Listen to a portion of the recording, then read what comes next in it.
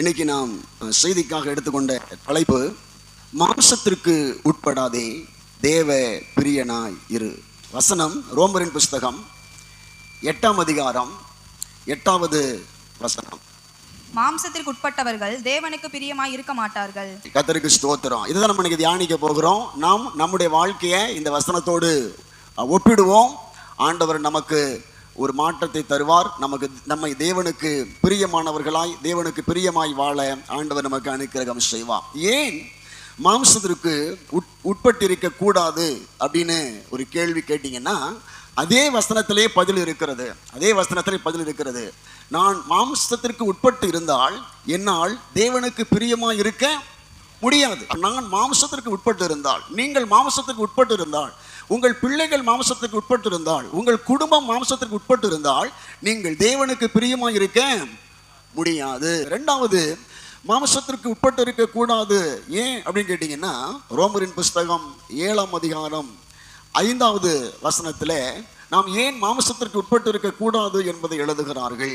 நாம் மாம்சத்திற்கு உட்பட்டிருந்த காலத்தில் நியாய பிரமாணத்தினாலே தோன்றிய பாவ இச்சைகள் மரணத்திற்கு ஏதுவான கனிகளை கொடுத்தத்தக்கதாக நம்முடைய அவயங்களிலே பலன் செய்தது.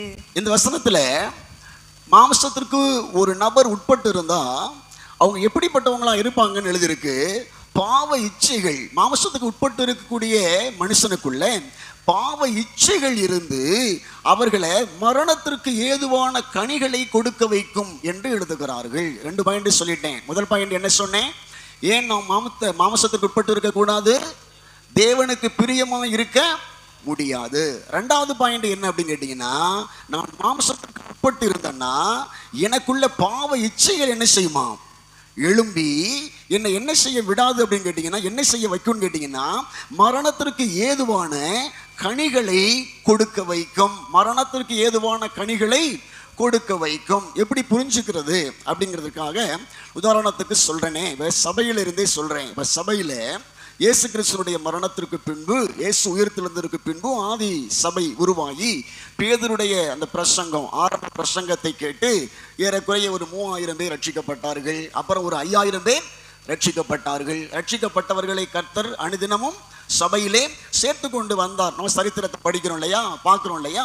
அந்த சபைக்குள்ள வந்தவர்கள் நல்ல ஒரு ஸ்திரமான விசுவாசிகளாக ஆரம்ப நாட்களில் எழும்பி வருகிறார்கள் உபதேசங்களை கேட்டு.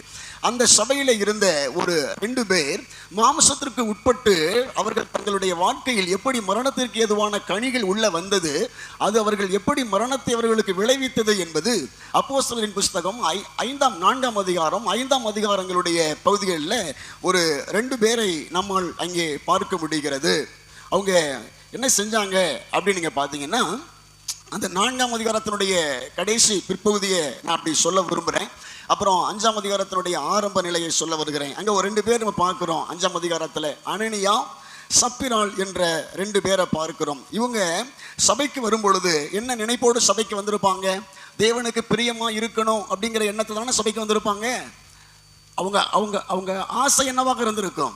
தேவனுக்கு பிரியமா இருக்க வேண்டும் என்கிற எண்ணமும் ஆசையும் தான் அவர்களுக்குள்ள, எல்லாருக்கும் இருந்த ஆசை தான் அவர்களுக்கும் இருந்திருக்கும். ஆனா அவர்களால் தேவனுக்கு பிரியமா இருக்க முடியாமல் போயிருச்சு.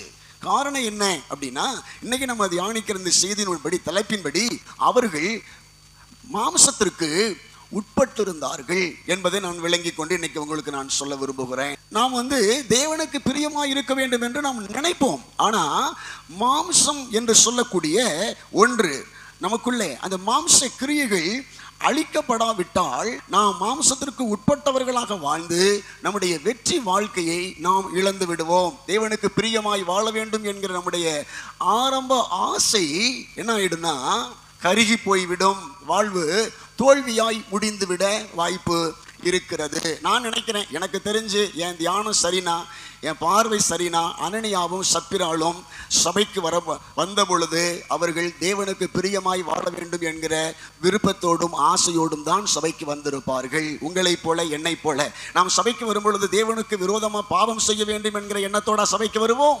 சபைக்கு வரும் பொழுதெல்லாம் நமக்கு என்ன எண்ணம் இருக்கும்? நான் ஆண்டவருக்கு பக்தி வைராக்கியமாக வாழணும், ஆண்டவருக்கு பிரியமா வாழணும், தேவனுக்கு பிரியமா வாழணும் அப்படிங்கிற எண்ணத்துல தான் சபைக்கு வருகிறோம். நம்முடைய சபையிலும் சரி, மற்ற சபையிலும் சரி, ஆரம்ப நாட்களில் இந்த சபைக்கு வந்த பொழுது அவர்கள் எத்தனையோ நாட்களை ஒப்பு கொடுத்து ஜெபித்திருப்பார்கள். ஆண்டவரே, என்னுடைய வாழ்விலும் சரி, என்னுடைய தாழ்விலும் சரி, நான் உம்மை விட்டு பிரியக்கூடாது, வாழ்ந்தாலும் உம்மோடு தான், செத்தாலும் உம்மோடு தான் என்று எத்தனையோ பேர் தங்களுடைய வாழ்நாளிலே ஒப்பு கொடுத்து வாழ்க்கையை, கிறிஸ்தவ வாழ்க்கையை துவங்கி இருப்பார்கள், ஆவிக்குரிய வாழ்க்கையை துவங்கி இருப்பார்கள். ஆனால் இந்த அனனியா சப்ராளினுடைய இந்த வாழ்விகளை நாம் சரியாய் கண்டுகொள்ளாததினாலும் கவனிக்காததினாலும் அவர்கள் விழுந்து போனது போல நாம் விழுந்து போகிறோம். அவர்கள் விழுந்து போனது போல இன்றைய தலைமுறை கிறிஸ்தவர்களும் விழுந்து போகிறார்கள். மாம்சம் அவர்களை ஜெயித்து விடுகிறது. தேவனுக்கு பிரியமாய் இருக்க வேண்டும் என்கிற அவர்களுடைய ஆசை அவர்களை விட்டு வழி விலகி போகிறது என்பதை நான் இந்த வாரத்தில் உங்களுக்கு பதிய பண்ண விரும்புகிறேன். அனனியா சப்ராளுடைய சம்பவம் உங்களுக்கு தெரியும். சபை வளர்ந்து வந்த அந்த காலத்தில் 4ஆம் அதிகாரம் 32வது வசனம் வாசியுங்கள் பார்க்கலாம். விசுவாசிகளாகிய திரளான கூட்டத்தார் ஒரே இருதயமும் ஒரே மனமுள்ளவர்களாய் இருந்தார்கள். ஒருவனாகிலும் தனக்குள்ளவைகளில் ஒன்றையும் தன்னுடையதென்று சொல்லவில்லை, சகலமும் அவர்களுக்கு பொதுவாய் இருந்தது. இந்த வசனத்தை பாருங்க, எல்லாரும் பாருங்க. இதான் சபையினுடைய நிலை. விசுவாசிகள் ஆகிய திரளான கூட்டத்தார் வர்றாங்க பாத்தீங்களா, அந்த 3000 பேர் 5000 பேர், அப்புறம் திரளான கூட்டத்தார்னு போட்டிருக்கு. இந்த திரளான கூட்டத்தார் எப்படி இருந்திருக்கிறாங்கன்னா, இந்த வசனம் தான் அனனியா சப்ராளுடைய வசனமாகவும் இருந்திருக்கும். இந்த இருதயம் தான் அனனியா சப்ராளுடைய இருதயமாகவும் இருந்திருக்கும். கவனிங்க, ஒரே இருதயமும் ஒரே மனமுள்ளவர்களுமாய் இருந்தார்கள். ஒருவனாகிலும் தனக்குள்ளவைகளில் ஒன்றையும் தன்னுடையதென்று சொல்லவில்லை, சகலமும் அவர்களுக்கு. இதுதான் சபையினுடைய நிலை.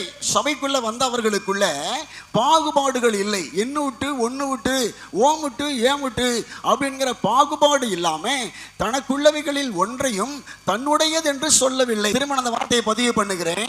தனக்குள்ளவைகளில் ஒன்றையும் தன்னுடையதென்று சொல்லவில்லை. இது என்னுடையது தான், ஆனால் என்னுடையது என்று சொல்லவில்லை.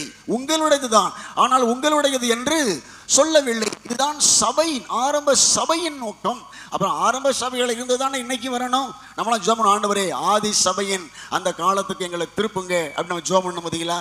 சில சமயங்களை சொல்லுவோம், ஆண்டவரே ஆதியில் கொண்ட அன்பை விட்டாய் என்று உன் பேரில் குறை உண்டு அப்படின்னு சொல்லி பார்த்தீங்களா. இதுதான் ஆதியில் கொண்ட அவங்களுடைய அன்பு. நான் தான் சொல்லுவேன், ஒவ்வொரு பிரச்சனை சொல்லிக்கிட்டே வர்றேன், நம்ம ஆதி அன்பையே ஒழுங்கா என்ன செய்யல, நம்ம ஆதி அன்பையே ஒழுங்கா பிடிக்கல. ஆனா ஜோமன் சொல்லுவான், ஆதி அன்பை விட்டா என்று ஒரு குறை உண்டு. ஐயோ, நீ ஆதி அன்பையே அடையல, அப்புறம் எங்கிட்ட அதை விடுவதற்கு. இன்னைக்கு நம்ம பார்க்கிற கிறிஸ்தவர்கள் ஆதி அன்பே அவங்ககிட்ட சரியா அடையல, அப்புறம் எங்கிட்ட ஆதி அன்பை விடுவது என்கிற ஒரு கேள்வி இருக்கிறது. புரிந்து கொள்ளுங்கள், இதுதான் ஆதி அன்பு. சொல்லுங்க, ஒரே இருதயம் ஒரே மனம், தன்னுடையதை தன்னுடையது என்று சொல்லாத மனம், இது என்னுடையது என்று சொல்லாத ஒரு வாழ்க்கையை நம் ஆண்டவராகிய கிறிஸ்து தன் ஜனங்களுக்கு பயிற்றுவித்திருக்கிறார். இது எவ்வளவு பெரிய ஒரு மகிழ்ச்சியாக இருக்கிறது. எதற்காக நாம் எல்லா தெய்வங்களை விட இயேசுவை உயர்த்தி பிடிக்கிறோம் என்று சொன்னால், இது போன்ற கருத்தை உலகத்திற்கு விதைத்தவர் நம் ஆண்டவராகிய இயேசு கிறிஸ்து. பிரிவினைகள் இல்லாதபடிக்கு எல்லாரையும் ஒன்று போல பார்க்க வேண்டும் என்கிற ஒரு கருத்தை, ஜாதி மதம் இனம் மொழி என்கிற வித்தியாசம் இல்லாமல், ஏழை பணக்காரன் இருக்கிறவன் இல்லாதவன் லட்சாதிபதி பிச்சைக்காரன் என்கிற வித்தியாசம் இல்லாமல், தெருவிலே ஒரு பிச்சைக்காரன் இந்த வாரத்தில் பயணிக்கிறார். உங்களில் யாரோ ஒரு அவரை நீங்கள் பார்க்கிறீங்க, அவர் எப்படியாவது சரி பண்ண நினைக்கிறீங்க, அவரை கூட்டிட்டு போய் முடிவெட்டி ட்ரெஸ்ஸை மாற்றி அவருக்குள்ள ரட்சிப்பை கொடுத்து அவரை கொண்டு வந்து சபையிலே சேர்த்துட்டீங்கன்னா, இந்த சபையில் உள்ள லட்சாதிபதியும் அந்த பிச்சைக்காரரும் ஒண்ணு. இதுதான் இயேசு கிறிஸ்துவினுடைய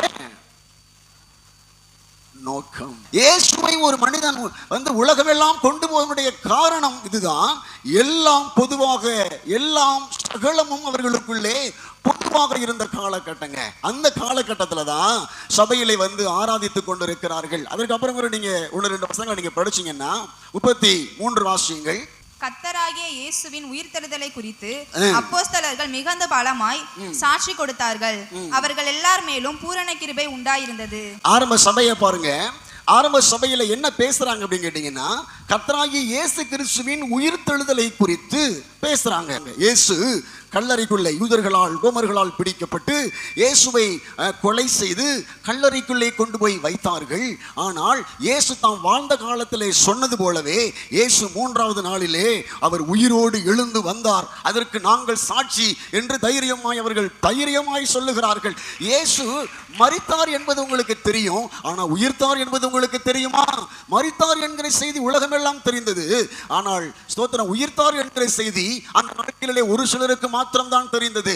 அந்த செய்தி எப்படி சொல்றாங்கன்னா, மிகுந்த பலமாய் அதை குறித்து சாட்சி கொடுத்தார்கள். இயேசு உயிர்த்தெழுந்தார், இயேசு உயிர்த்தெழுந்தார் என்கிற செய்தி இவர்கள் பலமாய் சாட்சி கொடுக்க காரணம் என்ன அப்படின்னா, அவர் உயிர்த்தெழுந்தது போலவே அவரை பின்பற்றுகிற நீங்களும் நானும் உயிரோடு கூட எழுந்திருப்போம். அதற்காகத்தான் இயேசு உயிர்த்தெழுந்தார் என்கிற செய்தியை பலமாய் சாட்சி கொடுக்கிறார்கள். இயேசுவை நீங்கள் விசுவாசித்து வாழ்ந்தால் இந்த இயேசுவை பிதாக்களின் தேவன் ஏன் எழுப்பினார், ஏன் இந்த இயேசுவை பிதாக்களின் தேவன் சாவுக்கு ஒப்பு கொடுத்தார் என்கிற செய்தி அவர்களுக்கு சொல்லி ஜனங்களை பாவத்தில் இருந்து விடுவிக்கிறார்கள். உயிர்த்தெழுதல் உங்களுக்கு உண்டு என்கிற நம்பிக்கையை கொடுத்து அவர்களை இந்த உலகத்தை விட்டு வேறு பிரிக்கப்பட்ட ஒரு பரிசுத்தமான ஒரு வாழ்க்கை வாழ அன்னைக்கு சபை அவர்களை ஆயத்தப்படுத்தி கொண்டே இருந்தார்கள். அல்லேலூயா சொல்லுவோமா? உங்களில் எத்தனை பேருக்கு நம்பிக்கை இருக்கிறது? இயேசு உயிர்த்தெழுந்தது போல எக்கால சத்தம் தொனிக்கும் பொழுது நாமும் உயிரோடு எழும்புவோம்ங்கிற நம்பிக்கை உங்களில் எத்தனை பேருக்கு இருக்கிறது? கை உயர்த்தி ஒரு ஆமென் சொல்லுங்க பார்க்கலாம். எக்கால சத்தம் தொனிக்கும், அப்பொழுது கிறிஸ்துவுக்குள் மரித்தவர்கள் உயிரோடு, முதலாவது உயிரோடு எழுந்திருப்பார்கள், பின்பு உயிரோடு இருக்கிற நாமும் எடுத்துக்கொள்ளப்படுவோம். எத்தனை விசுவாசம் இருக்கிறது?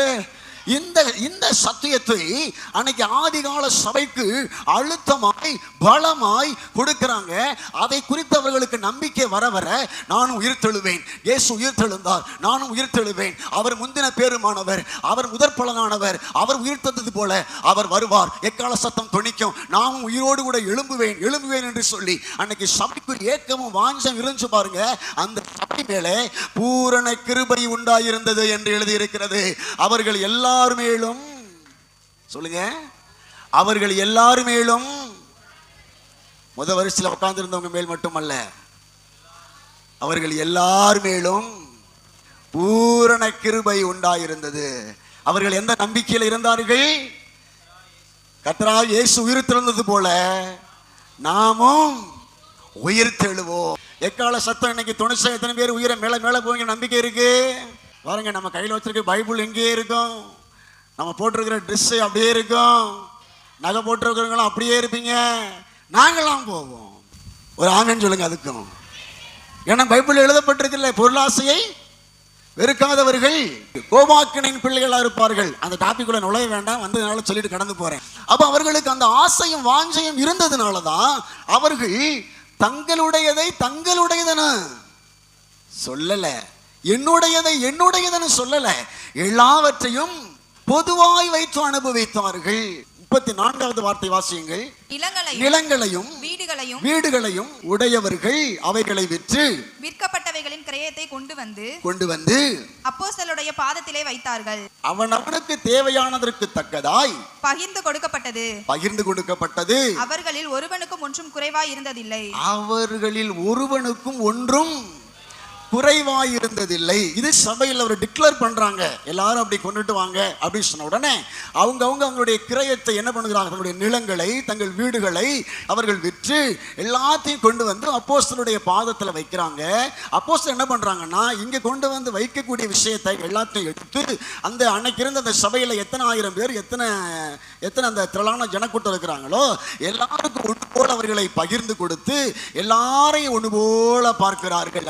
ஒருவனுக்கும் ஒன்றும் குறைவாய் இருந்ததில்லை, எல்லாருக்கும் கொடுக்கிறார்கள். எல்லாருக்கும் கொடுக்கணும். சபை என்பது சபையில் உள்ள எல்லாருக்கும் கொடுக்கணும். அதுக்கு நீங்க கொண்டு வந்து முதல்ல என்ன செய்யணும்? சபையில கொண்டு வந்து கொடுக்கணும். நம்ம நீங்க சபையில கொண்டு வந்து கொடுக்காம பாஸ் எங்களுக்கு கொடுங்க அப்படின்னா என்ன கொடுக்க? இப்ப இந்த வார்த்தை கேட்டேன். ஏதோ ஒரு ஏழை ஒரு குடும்பத்தில் உள்ளவங்க தங்களுடைய குடும்ப செலவுக்காக ஒரு கிட்னி என்ன பண்ணியிருக்கிறாங்க, ஒரு ஆஸ்பத்திரியில் வித்து இருக்கிறாங்க. ஸ்டாலின் அரசு மேல, முதலமைச்சர் ஸ்டாலின் அரசு மேல அந்த செய்தி ஒரு பழிச்சொல்லாய் போய் கொண்டு இருக்கிறது. என்ன ஆட்சி அதிகாரம் நடத்துறீங்க நீங்க? இங்க இருக்கிற மக்கள் கிட்னியை போய் விற்கிற அளவுக்கு தமிழ்நாட்டுடைய நிலை இருக்கிறது. கிட்னியை வாங்கக்கூடிய அளவுக்கு மருத்துவர்கள் இன்னைக்கு இருக்கிறாங்க அப்படின்னு சொல்லி பேசுகிறார்கள். ஸ்தோத்திரம், நல்லது. கவனிங்க, இங்க நம்ம எல்லாரும் சேர்ந்து கொண்டு வந்து சேர்த்து அதை பிரித்து இல்லாதவர்களுக்கு கொடுத்து அவர்களை ஒன்று போல வாழ வைக்க வேண்டும் என்கிற ஒரு நிலையை அன்று அவர்கள் ஏற்படுத்துகிறார்கள். அடுத்த வசனம் வருவோம். அந்த காலத்துல சீப்புரு தீவானும், இங்க ஒருத்தன் வராரு, அனனியா சப்புரால் படிக்கிறதோட இவரையும் சேர்த்து நம்ம இன்னைக்கு படிக்க போகிறோம். சீப்புரு தீவானும், இவர் பேர் இங்க அண்டர்லைன் பண்றாங்க. அதுக்காக தான் நான் இவரையும் பேசணும்னு நினைக்கிறேன். சீப்ரு தீவானும் லேவியனும் அப்போஸ்தலராலே ஆறுதலின் மகன் என்று அர்த்தம் கொள்ளும் பர்னபா என்னும் மறுபேர் பெற்றவனுமாகிய யோசே என்பவன் தனக்கு உண்டாயிருந்த நிலத்தை விற்று அதன் கிரயத்தை கொண்டு வந்து அப்போஸ்தலருடைய பாதத்திலே வைத்தான். ஸ்தோத்திரம். இவன் பேரை தான் முதல்ல சொல்லிட்டு அதுக்கப்புறம் தான் அனனியா சப்ராள் பேரை கொண்டு வருகிறாங்க. இந்த ஆளு பர்னபா என்கிற யோசே. எனக்கு ஒரு கேள்வி என்னன்னா, அனனியா சப்ராளை 5ஆம் அதிகாரத்தில் காண்பிக்கிறவங்க 4ஆம் அதிகாரத்தில் இந்த பர்னபாவை காமிச்சிருக்கிறாங்க. இதை குறித்து ஒரு சின்ன ஒரு தியானம் செய்வோம். அனனியா சப்ராளும் இந்த பர்னபாவை போல பேசப்பட வேண்டியவர்கள் தான்.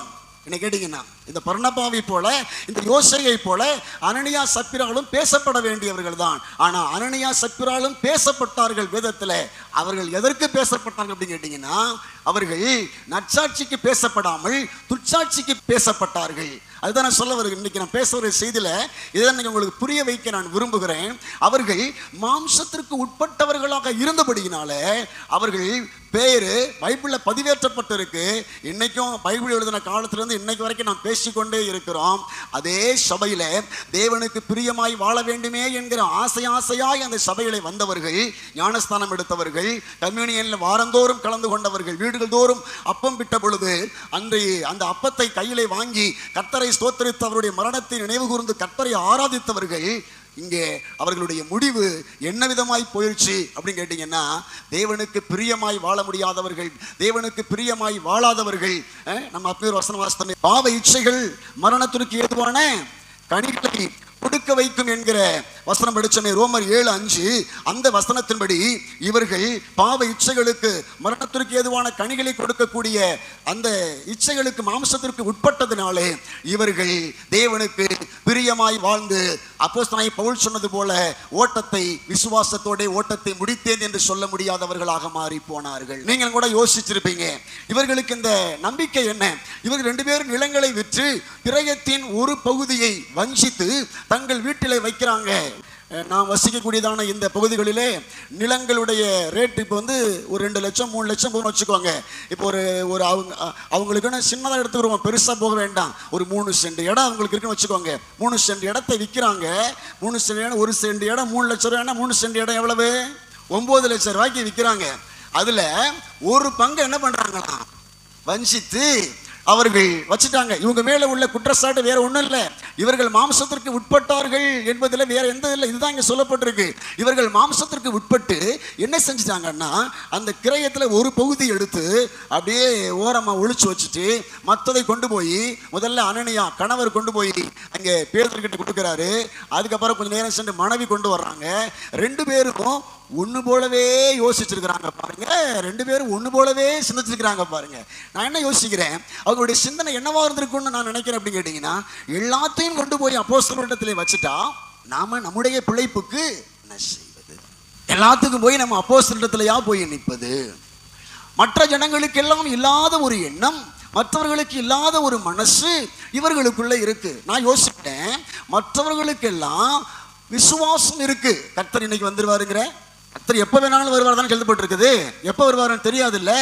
அவருடைய வருகை இப்போ இருக்கும், நாளைக்கு இருக்கும். அவர் நான் போயிட்டு திரும்ப வருவேங்கிற எண்ணத்தை கொடுத்துட்டு போனதுனால எப்போ வேணாலும் வருவாருங்கிற நம்பிக்கை இவர்களுக்கு. என்னன்னா, இப்போ வருவாருங்கிற நம்பிக்கை இல்லை, நாளைக்கு வருவாருங்கிற நம்பிக்கை இல்லை, அவர் எப்போ வருவாரோ தெரியாது.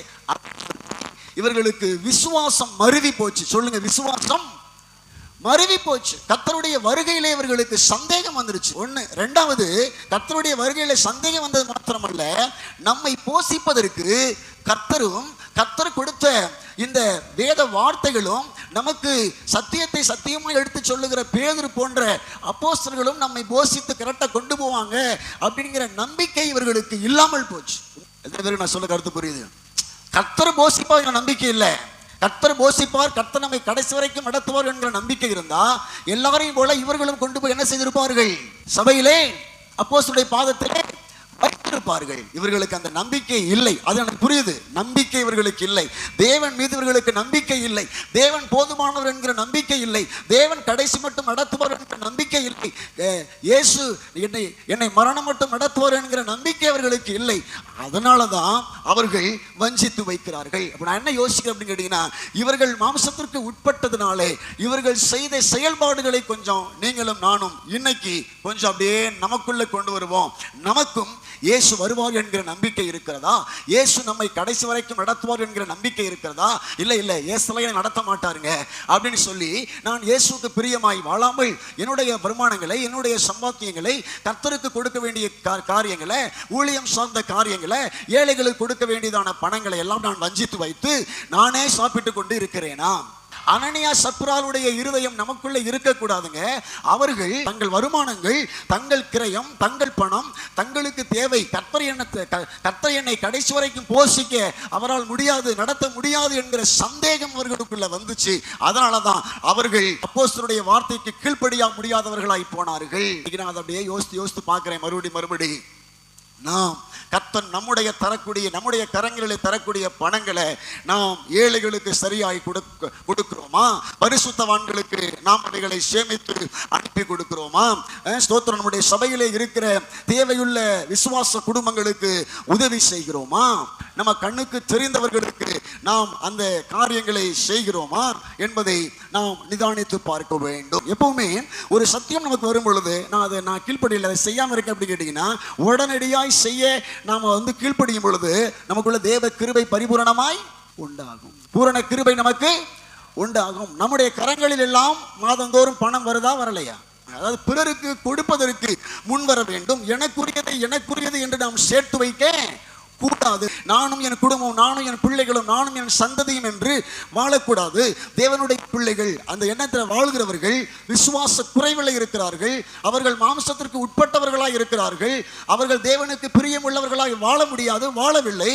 அவர்களை பிசாசு இதை வைத்தே வஞ்சித்து விடுவான். இது போன்ற எண்ணங்கள் தான் நமக்குள் வர வேண்டும். தாராளமாய் செய்யணும், தாராளமாய் யோசிக்காமல் நம்முடைய கரங்களிலே கொடுத்த பணம், இந்த யோசனை நமக்குள் வர வேண்டும். இது அன்றைய ஆதி சபையில் அநேகருக்கு இருந்தது. அனனியா சப்ராள் அதிலே கொஞ்சம் வழிவிலகி இருந்தார்கள்.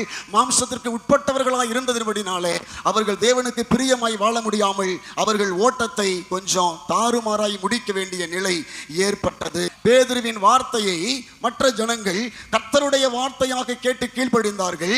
அனனியாவும் சப்ராளுமோ பேதுருவின் வார்த்தையை கர்த்தருடைய வார்த்தையாக கேட்கல, பேதுருடைய வார்த்தையாகவே கேட்டார்கள். சொல்ல வருகிற கருத்து புரிகிறதா?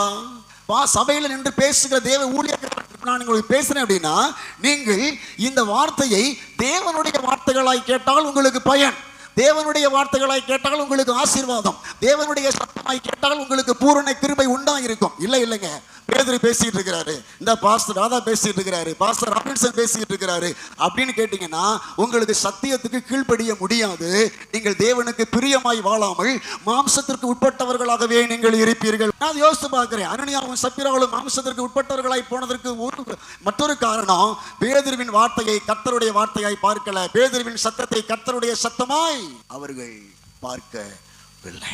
ஆனா அந்த பர்னபா, யோசே பின்னாடி நீங்க பாத்தீங்க அப்படின்னா அவருடைய பட்டியலை நீங்க எடுத்து பாத்தீங்க அப்படின்னா, இந்த பர்னபா அப்போஸ்தலனாகிய பவுல் ரட்சிக்கப்பட்டு ஊழியத்துக்கு வரும் பொழுது இந்த பவுலை சபைக்கு அறிமுகப்படுத்துகிறதை இந்த பர்னபா தான் அறிமுகப்படுத்துகிறார். ரட்சிக்கப்பட்டு பவுல் வந்தப்ப நீங்க எடுத்து படிச்சு பாருங்க, வீட்டில் போயிட்டு நீங்க வேணா அதை படிச்சு பாருங்க. எனக்கு அதெல்லாம் எடுத்து நீ காமிக்க நேரம் இல்லை. வசனம் சொல்லுகிறேன், வேணா நீங்கள் அவைகளை குறித்து வைத்துக் கொண்டு நீங்கள் அதை செய்யலாம். அப்போஸ்தலர் 9ஆம் அதிகாரம் 27வது வசனம், அப்போஸ்தலர் 11ஆம் அதிகாரம் 22 முதல் 24 வசனங்கள், இவைகளெல்லாம் பர்னபாவை அடையாளப்படுத்துகிறது. ஏன் நான் இன்னைக்கு அனனியா சப்ராளை பேசும் பொழுது பர்னபாவையும் நான் பேசுறேன் அப்படின்னு கேட்டீங்கன்னா, பர்னபாவும் அதே நிலையிலே இருந்து பின்னாட்களில் அவருடைய சரித்திரம், அவருடைய வாழ்க்கை, அவருடைய சாட்சி நமக்கு முன்னோடியாய் இருக்கிறது. வெற்றியாளனாய் வாழ்ந்த ஒரு மனுஷன் தனக்கு இருந்த எல்லாவற்றையும் கொண்டு வந்து கர்த்தருடைய சத்தத்துக்கும் பேதுருடைய வார்த்தைக்கும் கீழ்ப்படிந்து அன்னைக்கு வாழ்ந்ததுனால பவுலையே போய் விசுவாசிகளுக்கு அறிமுகப்படுத்தினார் என்கிற ஒரு பெயர் பர்னபாவுக்கு உண்டாயிருக்கிறது. ஆனா அனனியா சப்ராளுக்கோ அந்த வாய்ப்பு கிடைக்கல. ஒருவேளை அனனியாவும் சப்ராளும் பேதுருடைய வார்த்தைக்கு கீழ்ப்படிந்து அங்கே ஒருவேளை வாழ்ந்திருந்தாங்கன்னா அந்த சரித்திர சம்பவங்கள்ல இவர்களுடைய பெயரும் பட்டியலிலே வந்திருக்கும். அதான உண்மை. அன்பான தேவனுடைய பிள்ளைகளே, இன்னைக்கு நம்முடைய நற்செயல்கள், நம்முடைய நற்சாட்சிகள் நமக்கு பின் வரக்கூடிய அடுத்த சந்ததிக்கு, சபை விசுவாசிகளுக்கு கொஞ்சம் யோசிங்க, அது நல்ல சாட்சியாக இருக்க வேண்டுமா இல்ல துச்சாட்சியாக மாற வேண்டுமா? நம்முடைய ஓட்டம் முடியும் பொழுது இது போல ஒரு சில நல்ல விஷயங்களை எப்படி இருந்தாலும் ஒரு தலைமுறைக்கு நாம் சொல்லிக்கொண்டே தான் இருப்போம். நல்லது செஞ்சா நல்லது செஞ்சோம்னா சொல்லிக் கொண்டேதான் இருப்போம். அனனியா சத்ருவாளை குறித்து சாகர வரைக்கும், உலகம் கர்த்தர் வர்ற வரைக்கும் பேசினாலும் மாத்தி பேச முடியாது, அதே தான் பேசிக்கொண்டே இருக்க வேண்டும். மாம்சத்திற்கு உட்பட்டவர்களால் நான் சொல்லுவேன், தேவனுக்கு பிரியமாய் இருக்க முடியாது. நீங்க தான் யோசிக்கணும். அடுத்ததுக்குள்ள போகிறேன். இந்த மாம்சத்திற்கு உட்பட்டு இருக்கிற விஷயத்துல, பொருளாதாரம் சார்ந்த காரியத்துல அனனியா சத்ருவாளை கொஞ்சம் பேசி எடுத்து வந்தோம். விசுவாசம் சார்ந்த காரியத்துல பேசி எடுத்து வந்தோம். கவனிங்க, இந்த கொஞ்சம் பரிசுத்தம் சார்ந்த காரியத்தில் பேசுவோம். இப்ப போர்த்திபாருடைய மனைவி ரட்சிக்கப்பட்டு சபைக்குள்ள விசுவாசியா புதிய ஏற்பாட்டு கால சபையில வந்திருந்தாங்கன்னா அவங்களுடைய வாழ்வியல் எப்படி இருந்திருக்கும் என்கிறத ஒரு சின்ன கற்பனை எனக்கு இந்த வாரத்தில் அதை உங்களுக்கு சொல்லுகிறேன். நீங்கள் அதை கொஞ்சம் யோசியுங்கள். போர்த்திபாருடைய மனைவி கிட்ட இருந்த பாவம் என்ன பாவம்? போர்த்திபார் என்பவர் யாருன்னு கேட்டீங்கன்னா, பார்வோன் அந்த நாட்களில் பிரசிடென்ட்னு வச்சோம் அப்படின்னா, பிரசிடென்ட் ஜனாதிபதினு வச்சோம்னா அதற்கு அடுத்த ஸ்தானத்துல பொறுப்பில் இருக்கக்கூடிய ஆள் தான் யாரு? போர்த்திபர். சரிங்களா? போர்த்திபர் அவரை நீங்கள் ஜனாதிபதி நான் சொல்கிறேன், அவரை வந்து ஒரு பிரதமர் ரேஞ்சு கூட நீங்கள் வச்சுக்கலாம். பிரதமர் வைங்க, இல்லை அதுக்கு கீழே உள்ள ஏதோ ஒரு பெரிய ஸ்தானம்ங்க, ஒரு கவர்னர் ஸ்தானமாக வச்சுக்கோங்க. ஒரு பெரிய முழு தேசத்தை ஆளக்கூடிய ஒரு ஸ்தானத்தில் அவருடைய மனைவிகிட்ட எல்லா பணங்கள் இருக்கிறது, எல்லாமே இருக்குது, செல்வம் இருக்கிறது, அதிகாரம் இருக்கிறது, எல்லாமே இருக்கிறது. ஆனால் அவள்கிட்ட இருந்த ஒரு எண்ணம், அவள்கிட்ட இருந்த ஒரு சிந்தை, அவள்கிட்ட இருந்த ஒரு ஜீவியம் என்ன அப்படின்னு கேட்டிங்கன்னா, ஒரு அழகான ஒரு ஆண் மகனை பார்க்கும் பொழுது, ஒரு வாலிபனை பார்க்கும் பொழுது அவனை தன்வசப்படுத்த வேண்டும், தனக்கு சொந்தமாக்கி கொள்ள வேண்டும், அவனோடு ஒரு அந்தரங்க உறவை ஏற்படுத்திக் கொள்ள வேண்டும், கணவருக்கு தெரியாமல் அவனோடு ஒரு ரகசிய உறவை ஏற்படுத்த வேண்டும் என்கிற ஒரு எண்ணம் போர்த்திபாருடைய சூழ்நிலை. இந்த மனசுல உள்ள ஆளு, இந்த எண்ணத்துல உள்ள ஆளு, இந்த பாவத்துக்குள்ள கட்டப்பட்டிருக்கிற ஒரு நபர் புதிய ஏற்பாட்டு கால சபையில வந்து, திருச்சபைக்குள்ள வந்து ஒருவேளை ரட்சிக்கப்பட்டு ஒருவேளை வந்திருந்தாங்க அப்படின்னு கேட்டீங்கன்னா, அவர்களுடைய மாம்சம் அவர்களை எங்கே தான் கொண்டு போய் தள்ளும்? அவர்கள் மாம்சத்துக்கு ஒருவேளை உட்பட்டாங்கன்னா அவர்கள் எந்த பாவத்தில் இருந்தாங்களோ அந்த பாவத்தில் தான் திரும்ப திரும்ப பிசாசு என்ன செய்வான் அவர்களை. உண்மைதாங்க, காதலில் விழுந்தேன் திரும்ப எழுந்தேன், அந்த அந்த அந்த லிஸ்டில் பாருங்க, மறுபடியும் அதிலே தான் விழும். இல்லை நான் போய் சொல்லலை, ஏன்னா பாருங்க, நம்ம வந்து நினச்சிட்டு இருப்போம் காதலில் விழுந்து அந்த பிள்ளை நம்ம ஆலோசனை கொடுத்து தூக்கி எடுத்துட்டு மட்டும் நினச்சிக்கிட்டு இருப்போம். நமக்கே தெரியாமல் மறுபடியும் திரும்ப அதிலே தான் போய் என்ன செய்யும். இது போலதான் மற்ற எல்லா பாவத்தையும் நான் சொல்றேன். ஹோமோசெக்சுவல்ல இருந்து ஒருத்தர் ரட்சிக்கப்பட்டு சபைக்குள்ள வந்துட்டா அவர் சபையில கொஞ்ச நாள் விசுவாசியா இருப்பாரு. நீங்க மறுபடியும் பாத்தீங்கன்னா அந்த நபர் மறுபடியும் திரும்ப ஹோமோசெக்சுவல்ல தான் போய் எந்த பாவத்திலிருந்து ஒருத்தர் மீட்கப்படுகிறாங்களோ பிசாசு அவர்களை திரும்ப அதே பாவத்தில் தான் போய் தள்ளுவார்கள் என்பதை புரிந்து கொள்ளுங்கள்.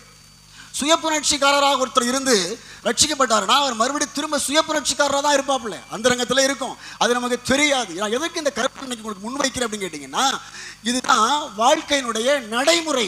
இதுதான் நீங்க பைபிளில் எடுக்கும் பொழுது மாம்சத்திற்கு உட்படாதே என்கிற தலைப்பில் இன்னைக்கு பேசும் பொழுது நான் இதை உங்களுக்கு திரும்ப அழுத்தி சொல்லி கொடுக்க விரும்புகிறேன். நீங்கள் மாம்சத்திற்கு உட்பட்டா தேவனுக்கு பிரியமாயிருக்க முடியாது. ஆனா இந்த மாம்சம் என்பது பிசாசு என்பதை விளங்கிக்கிட்டீங்கன்னா, அவன் தான் இந்த எண்ணங்களை எனக்கு கொடுக்கிறான், மாம்ச எண்ணங்களை கொடுக்கிறான். தேவனுக்கு பிடித்தமில்லாத, தேவன் அருவருக்கிற, தேவன் எவைகளையெல்லாம் மாம்சத்தின் கிரிகள் என்று சொல்லி ஒதுக்கி வச்சிருக்கிறாரோ அந்த எண்ணங்களையே எனக்கு திரும்ப திரும்ப ஸ்தோத்திரம், மேபி அதிகமா அந்த எண்ணங்கள் எனக்கு வருது பாஸ்டர், என் சிந்தையில வருது அப்படின்னா நீங்கள் மாம்சத்திற்கு உட்பட்டு இருக்கிறீர்கள் என்று அர்த்தம். நான் ஏற்கனவே சொன்னது போல, ஒரு வாரம் பேசுனது போல, கரை திரை என்று சொன்னது போல, திரை என்பது மறைந்திருக்கிற பாவம், கரை என்பது வெளியிலே தெரிகிற பாவம். வெளியிலே தெரியாதுன்னு நினைச்சிட்டு திரைக்குள்ளேயே செய்து கொண்டிருப்போம். கொஞ்ச நாட்களுக்குள்ளே திரை கரையாய் மாறி எல்லாருக்கும். அனனியா சத்ராளுடைய கதையும் இதுதான். அவர்கள் தங்களுக்குள் இருந்த பேராசை, தங்களுக்குள் இருந்த பொருளாசை, தங்களுக்குள் இருந்த அவிசுவாசத்தை அவர்கள் திரையாய் மறைத்து வைத்துக் கொண்டிருந்தார்கள். சபையிலே வந்து ஆராதிக்கும் பொழுது, எல்லாரும் சேர்ந்து ஆராதிக்கும் பொழுது இவர்களும் ஆராதித்தார்கள். இவர்களும் தாங்கள் தேவனுக்கு பிரியமானவர்களாய் இருப்பதை போல காண்பித்துக் கொண்டார்கள். ஆனால் அவருடைய ஆள் மனதிலோ ஒரு ஓரத்திலே அவர்கள் மாம்சத்திற்கு இடம் கொடுத்திருந்தார்கள், மாம்சத்திற்கு உட்பட்டிருந்தார்கள். அது என்ன ஆயிடுச்சு அப்படின்னு கேட்டீங்கன்னா, பாம்பை பாலூத்தி வளர்ப்பது போல.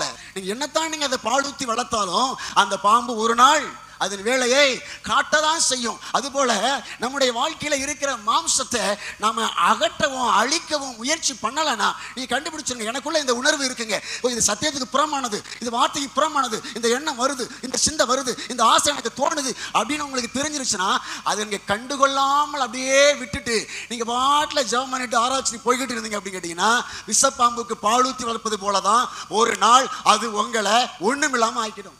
உங்க வாழ்க்கையை முடக்கிறோம், உங்க வாழ்க்கையை படுத்த படுக்கையாக்கிறோம். உங்கள் ஆயுசு நாட்களையே ஒருவேளை குறைத்து விடலாம். அனனியாவினுடைய ஆயுசு நாட்கள் குறைக்கப்பட்டது போல உங்களுடைய ஆயுசு நாள் என்னுடைய ஆயுசு நாள் குறைக்கப்பட்டோம். அந்த நாட்கள் நாம செத்துருவோம். இருக்கிறவங்க நம்மளை பார்த்து பேசுவாங்க, என்னதான் இவங்க சர்ச்சுக்கு வந்த விசுவாசி தானே, நல்லதானே இருந்தாங்க, என்னாச்சு இவர்களுக்கு அப்படின்னு சொல்லி பேசுவாங்க. அதில் ரெண்டு விதமாக யோசிப்போம். செத்து போனதுக்கு அப்புறம் அவங்களுடைய துச்சாட்சியை சொல்லக்கூடாது, நற்சாட்சியை அன்னைக்கு சாட்சியாக சொல்லிடுவோம். இருந்தாலும் மனதிலே ஒரு பக்கம் நான் பேசிக்கொண்டு இருப்போம், அவங்க இந்த காரியத்தில் சரியில்லைங்க, நான் அவங்க முகத்தில் பார்த்து தாங்க இருந்தேன், என் பக்கத்தில் உட்காந்துருப்பாங்க சர்ச்சில், பாஸ்டர் பிரசங்கம் பேசுகிறப்ப நான் அவங்களை கவனிப்பேங்க, அவங்க அப்படியே கண்ணு காணாமல் இருப்பாங்க, அப்படியே தூங்கிக்கிட்டு இருப்பாங்க, அலட்சியமாக இருப்பாங்க. அதில் 10-20 பேர் அந்த நாட்களில் நம்மை குறித்து பேசி கொண்டுதான் இருப்பார்கள். நம்முடைய ஓட்டம் எப்படி முடியணும்? சாட்சியா முடியணும். அந்த இடத்துல பார்க்க போனோம்னா பரணாப்பாவை போல அனனியா சப்ராளை போல இருக்கக்கூடாது. நீங்கள் எந்த நிலையில இருக்கிறீர்கள், உங்களுடைய மாம்சத்தின் அளவு என்ன என்பதை தயவு கூர்ந்து கண்டுபிடிக்க உங்களை இயேசுவின் அன்பிலே நான் கேட்டுக்கொள்ளுகிறேன். தேவனுக்கு பிரியமாய் இருந்தால் நம்முடைய வாழ்வு என்ன எப்படி இருக்கும் என்பதை உங்களுக்கு 1-2 காரியத்தை வேகமாய் சொல்லி முடிக்க விரும்புகிறேன். தேவனுக்கு பிரியமாக இருக்க நாம் என்ன செய்யணும், அல்லது நாம் தேவனுக்கு பிரியமாய் இருந்தால் எப்படி இருப்போம் என்பதை நான் சொல்ல ஆசைப்படுகிறேன். முதலாவது, நீங்கள் தேவனுக்கு பிரியமாய் இருக்கிறீங்களா இல்லையா என்கிறதை தெரிந்து கொள்ள விசுவாசத்தின் அளவுதான் முதலாவது நம்பர் 1. நான் அப்பமே பேசுறேன், அனனியா சப்ராளுடைய பாயிண்டையே இங்க மறுபடியும் சொல்ல விரும்புகிறேன். ஏனோக்கை குறித்து உங்களோடு நான் பேச விரும்புகிறேன். எபிரேயர் 11ஆம் அதிகாரம் 5வது வசனத்துல ஏனோக்கை குறித்து, தேவனுக்கு பிரியமாயிருந்த ஏனோக்கு என்கிறதை இங்கே அட்ரஸ் பண்ணி அந்த எபிரேயர் புத்தகத்தை எழுதின ஆசிரியர் எழுதுகிறார், விசுவாசத்தினாலே ஏனோக்கு மரணத்தை காணாதபடிக்கு எடுத்துக்கொள்ளப்பட்டான். தேவன் அவனை எடுத்துக்கொண்டபடியினாலே அவன் காணப்படாமற் போனான். அவன் தேவனுக்கு பிரியமானவன் என்று அவன் எடுத்துக்கொள்ளப்படுவதற்கு முன்னமே சாட்சி பெற்றான். அவன் எடுத்துக்கொள்ளப்படுவதற்கு முன்னமே, கைதட்டி இந்த வார்த்தைகளை கர்த்தரை மகிமைப்படுத்துங்கள். ஏனோக்கு என்கிற ஒரு மனிதன் வாழ்ந்தார். பைபிளுடைய ஆரம்ப காலத்திலே அது இருக்கும். ஆபிரகாமுக்கு முந்தின நாட்களிலே இந்த ஏனோக்கை நாம் வாசிக்க முடியும். இந்த ஏனோக்கு மரணத்தை காணாதபடிக்கு எடுத்துக்கொள்ளப்பட்டான். சொல்லுங்க, மரணத்தை காணாதபடிக்கு எடுத்துக்கொள்ளப்பட்டான். அது எப்படி என்று எழுதுகிறார்கள்? விசுவாசத்தினாலே. சொல்லுங்க, எதனால? விசுவாசத்தினாலே மரணத்தை காணாதபடிக்கு ஏனோக்கு எடுத்துக்கொள்ளப்பட்டான். நீங்களும் நானும் கர்த்தர் வரும்பொழுது எடுத்துக்கொள்ளப்பட வேண்டும் என்று சொன்னால் நமக்கு என்ன தேவை? விசுவாசம் தேவை. என்ன விசுவாசம்? எதற்கான விசுவாசம்? இயேசு என் வியாதியை குணப்படுத்துவார் என்கிற விசுவாசமா? இயேசு என்னை பொருளாதாரத்தில் ஆசீர்வதிப்பார் என்கிற விசுவாசமா? இயேசு வருவார், எக்கால சத்தம் தொனிக்கும், அப்பொழுது கிறிஸ்துவுக்குள் மரித்தவர்கள் முதலாவது எழுந்திருப்பார்கள். பின்பு நாமும் உயிரோடு இருக்கிற நாமும், அதுவும் கிறிஸ்துவனுடைய வார்த்தைகளுக்கு சத்தியத்திற்கு கீழ்ப்படிந்து வாழுகிற நாமும் எடுத்துக்கொள்ளப்படுவோம் என்கிற விசுவாசத்தோட வாழுகிறவர்கள். அந்த விசுவாசம் உங்கள் எத்தனை பேருக்கு இருக்கிறது? அந்த விசுவாசத்துல வாழ்ந்தா இன்னைக்கு உங்க வீட்டுல உள்ள பிரச்சனை உங்களுக்கு பிரச்சனையா தெரியுமா? இன்னைக்கு உள்ள போராட்டமா தெரியுமா? இன்னைக்கு உள்ள கவலையா தெரியுமா? அப்பா வர போறாரு, நான் பறக்க போறேன், எல்லாத்தையும் தூசி மாதிரி தட்டி தூக்கிட்டு போயிட்டே இருப்போம். எதுவும் எனக்கு கவலையாய் தெரியாது. என்ன ஒரு மாதிரி அமைதியா இருக்க மாதிரி ஒரு சில பேரு, கவலை இல்லையே இயேசு என்னோடு இருப்பதால். சும்மா இல்லைங்க, இந்த பாட்டெல்லாம் கவலையில் நேரத்திலும் பாடக்கூடிய பாட்டு. சந்தோஷமா இருக்கும் பொழுது சந்தோஷம் பங்குதே அப்படின்னு பாடுறதுக்கும், துக்கத்தோடும் கவலையோடும் இருக்கும் பொழுது கவலை இல்லையே பாடுறதுக்கு வித்தியாசம் இருக்கா இல்லையாங்க? கிறிஸ்துவுக்குள்ள வாழ்ற வாழ்க்கை என்ன தெரியுமாங்க? உங்களுக்கு உபத்திரவமும் பிரச்சனையும் கவலையும் போராட்டமும் சோர்வும் இருக்கும் பொழுது உங்களால கர்த்தரை மகிழ்ச்சியோடு கவலை இல்லையே அப்படி பாடுறோம் பார்த்தீங்களா, வாழ்றோம் பார்த்தீங்களா? அந்த வாழ்க்கை தான் என்ன வாழ்க்கை? விசுவாசமான வாழ்க்கை. இன்னைக்கு நான் கேட்கிறேன், குடும்பங்களில் பிரச்சனைகள், போராட்டங்கள், விளைவினங்கள், வியாதிகள், சோர்வுகள், தடைகள், கவலை, கண்ணீர்கள் இருக்கிறது. என்ன பாஸ் இப்படி கேட்டுப்பிடிங்க? எல்லாருக்குள்ளேயுமே இருக்குது. ஓகேயா? எல்லாருக்குள்ளே இருக்குதா? அப்ப நம்ம எல்லாரும் எப்படிப்பட்ட ஒரு வாழ்க்கை வாழணும்? கர்த்தர் வருவார் என்கிற எண்ணத்தில் வாழ்ந்தோம்னா இங்கே இந்த சூழ்நிலைகள் என்னை பாதிக்காதபடிக்கு விசுவாசத்தோடு, சந்தோஷத்தோடு, மகிழ்ச்சியோடு, ஆர்ப்பரிப்போடு சந்தோஷமா என்னால வாழ முடியும் அப்படின்னு கேட்டீங்கன்னா அந்த வாழ்க்கைக்கு பேர் தான் என்ன வாழ்க்கை? விசுவாசமான வாழ்க்கை. இந்த வாழ்க்கையை ஏனோக்கு வாழ்ந்ததுனால தான் ஏனோக்கு மரணத்தை காணாதபடிக்கு எடுத்துக்கொள்ளப்பட்டான். மரணத்தை காணாதபடிக்கு எடுத்துக்கொள்ளப்பட்டான். யார் அவனை எடுத்துக்கொண்டது? தேவன் அவனை எடுத்துக்கொண்டார். நமக்கு அப்படிப்பட்ட ஒரு வாய்ப்பு கிடைச்சிச்சுன்னா அதோட ஒரு பெரிய சந்தோஷம் எதுவுமே இல்லை. நாமெல்லாம் சாகிறதுக்குள்ள கர்த்தருடைய வருகை இருந்தா நம்ம ஒருவேளை அப்படி உயிரோடு எடுத்துக்கொள்ளப்படலாம். அப்படி ஜெபம் பண்ணுங்க, ஆண்டவரே என் சாகிறதுக்குள்ள உங்க வருகை வரணும் ஏசப்பா. அப்படி ஜெபம் பண்ணி வாழ பழகுங்களேன். சாகிறதுக்குள்ள உங்க வருகை வரணும் அப்படின்னு சொல்லி நீங்கள் இருக்கிற பரிசுத்தத்திலே இன்னும் பரிசுத்தமாய் வாழ்ந்து கொண்டே இருப்பீர்கள். இருக்கிறதுல விட இன்னும் மேன்மையான கிறிஸ்துவ வாழ்க்கை வாழ்வீர்கள். என் சாவுக்குள்ள அப்பா வந்துடணும், என் சாவுக்குள்ள அப்பா வந்துடணும். நான் மரணத்தை பார்க்காமலே, நான் பெட்டியில என்னுடைய உடல் வைக்கப்படாமலே, கல்லறையில கொண்டு போய் அடக்காராதனை செய்யப்படாமலே நான் அப்படியே அப்பாவோட போகணும். ஹல்லேலூயா. என்னப்பா அது? ஆபிரகாம் காலத்திற்கு முன்னாடி ஆரம்ப காலத்தில் வாழ்ந்த ஏனோக்குங்கிற ஒரு மனுஷனே இயேசு கிறிஸ்துடைய மரணத்திற்கு பின்னாடி புதிய ஏற்பாட்டு காலத்தில் சொல்லி அவனை அடையாளமாக பேசி வச்சிருக்காங்கன்னா என்ன மனுஷையா, என்ன வாழ்க்கையா வாழ்ந்திருக்காப்புல. வாழ்ந்தா இப்படி வாழணையா? விசுவாசத்தோட வாழணும். எல்லாத்தையும் தூக்கி கடாசனம், வீசணும். எதுவும் என்னை நெருங்கி நிற்கிற பாவம், நெருங்கி நிற்கிற கவலை, நெருங்கி நிற்கிற குடும்ப சூழ்நிலைகள், நெருங்கி நிற்கிற கொலை, வெறி, பகை உணர்வு, கசப்பு, போராட்டம், வஞ்சக, மற்றவங்க நம்மளை தூசித்தது, ஏமாத்தினது எல்லாத்தையும் தூக்கி கடாசிட்டு விசுவாசத்தோட வாழ்கிற ஒரு வாழ்க்கை. ஆமாவா இல்லையா? வாழ முடியுமா? முடியாதா? கிறிஸ்துவுக்கு முன்னாடியே ஒரு மனுஷன், தேவ மனுஷன் வாழ்ந்திருக்கிறாரே, ஏனோக்கு வாழ்ந்திருக்கிறாரே. அவருக்கு அன்னைக்கு நியாயப்பிரமாணம் இல்லை, வேத சத்தியங்கள் இல்லை, அன்னைக்கே வாழ்ந்திருக்கிறாரே. இன்னைக்கு இத்தனை ஆலோசனைகள் இருக்கு, இத்தனை வேத வஸ்திரங்கள் இருக்கிறது, பரிசுத்த ஆவியானவருடைய உதவி இருக்கிறது. ஏன் நம்ம வாழ முடியாது? வாழ்ந்து ஜெயிப்போம். இந்த வார்த்தையில கவனிச்சீங்கன்னா அவர் எடுத்துக்கொள்ளப்பட்டதற்கான காரணம் அவன் தேவனுக்கு பிரியமானவன் என்று அவன் எடுத்துக்கொள்ளப்படுவதற்கு முன்னமே சாட்சி பெற்றான். அது ரொம்ப ரொம்ப முக்கியங்க. என்ன சாட்சி பெற்றான் அவன்? ஏனோக்கு வாழ்ந்த நாட்கள்ல அவன் தேவனுக்கு பிரியமான ஒரு வாழ்க்கை வாழ்ந்தான் என்று அவன் எடுத்துக்கொள்ளப்படுவதற்கு முன்னாடியே சாட்சி பெற்றான். அதை இன்னைக்கு நான் உங்களுக்கு அழுத்தமா சொல்ல விரும்புகிறேங்க. அந்த சாட்சி நமக்கு வேணும். இவர் யாருக்கு பிரியமானவருங்க? இந்த தம்பி யாருக்கு பிரியமானவன்? இந்த அக்கா யாருக்கு பிரியமானவங்க? அவங்க செய்கிற ஒவ்வொரு செயலும், அவங்களுடைய ஒவ்வொரு நடக்கையும் தேவனுக்கு பிரியமானதாங்க இருக்கும். தேவனுக்கு பிரியமானதாங்க யோசிப்பாங்க, தேவனுக்கு பிரியமானதா சிந்திப்பாங்க, தேவனுக்கு பிரியமானதா செய்வாங்க. செய்வோமா? நீங்கள் நானும் செய்வோமா? தேவனுக்கு பிரியம் இல்லாத தூக்கி எறிவோமா? இது தேவனுக்கு பிரியமில்லை உங்களுக்கு தெரிஞ்சுன்னா செய்ய மாட்டோம். இதெல்லாம் தேவனுக்கு பிரியமானது. பைபிள் படிக்கிறது தேவனுக்கு பிரியமானதா? வசனத்தை மனப்பாடம் செய்வது தேவனுக்கு பிரியமானதா? கர்த்தரை பாடுவது தேவனுக்கு பிரியமானதா? மன்னிக்கிறது தேவனுக்கு பிரியமானதா? ஊழியங்களுக்கு கொடுப்பது கர்த்தருக்கு பிரியமானதா? பொறுமையா இருப்பது கர்த்தருக்கு பிரியமானதா? விட்டு கொடுப்பது கர்த்தருக்கு பிரியமானதா? சகித்துக் கொள்வது தேவனுக்கு பிரியமானதா?